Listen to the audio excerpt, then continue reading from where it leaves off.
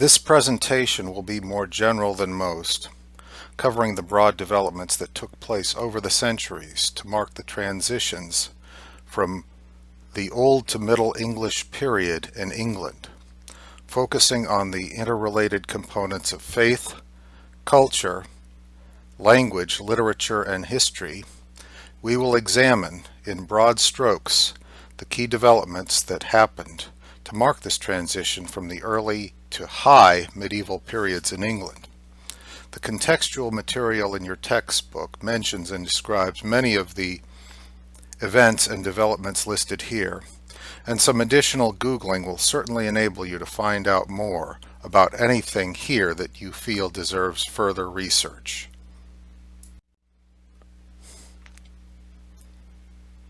Again, it is important to keep in mind that in this presentation we will cover gradual developments as well as specific historical events.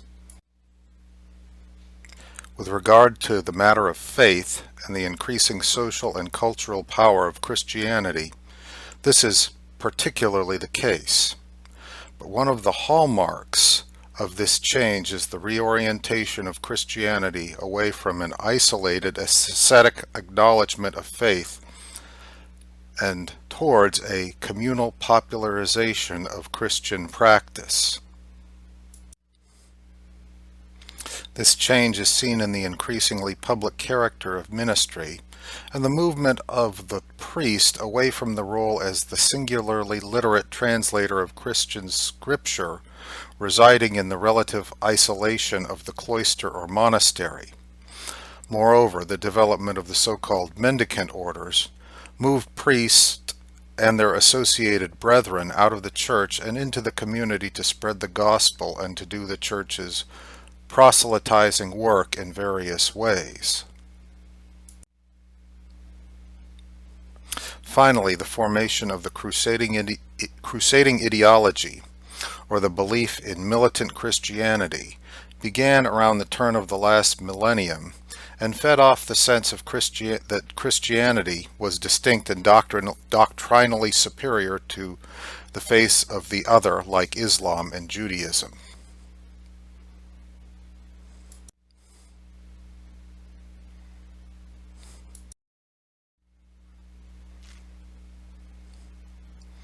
Along with transitions of faith, we see transitions in the higher orders of English culture, with the aristocracy turning towards French influences and manners in the wake of the Norman conquest in 1066. In this development, we see family, political, and cultural alliances joining southern England with northern France, while northern England tended to retain its more fully Saxon cultural character. Again, this is a broad statement with some exceptions.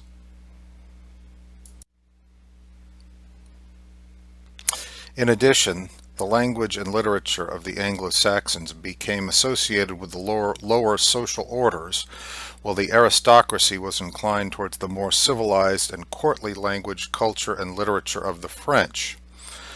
The court of Edward III, who ruled England over a 50-year period and had 5 accomplished sons survive into adulthood, represents a late manifestation of this ideal, with its emphasis on courtliness and its northern continental character.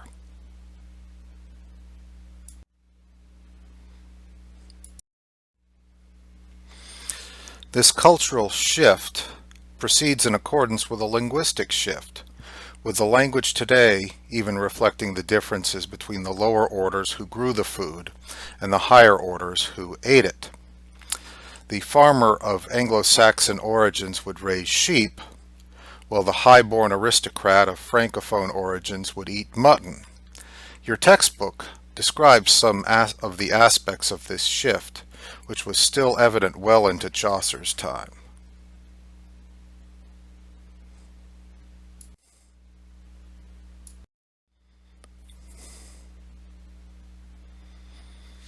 High medieval literary tastes also reflect a decidedly continental influence. The Germanic ethos of the alliterative poems Beowulf, the Wanderer, and the Dream of the Rood gave way to a much more varied collection of literary types and genres, many of which reflected continental influence and are evident in Chaucer's Canterbury Tales.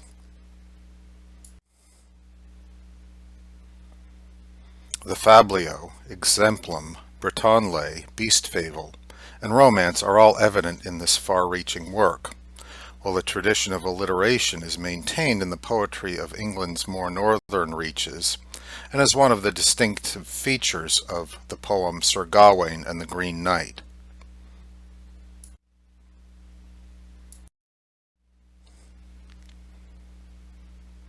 To reiterate, this presentation has covered broad developments over multiple centuries that show the transition from the Anglo-Saxon period to the Middle English period in English history and literature. Here are some more specific events, each of which has prompted great interest among authors and scholars. Some of these developments are addressed by your textbook editors, and others are equally well known and relevant to the time period. All have inspired multiple book-length analyses, and all are worthy of additional research. So feel free to pause and Google.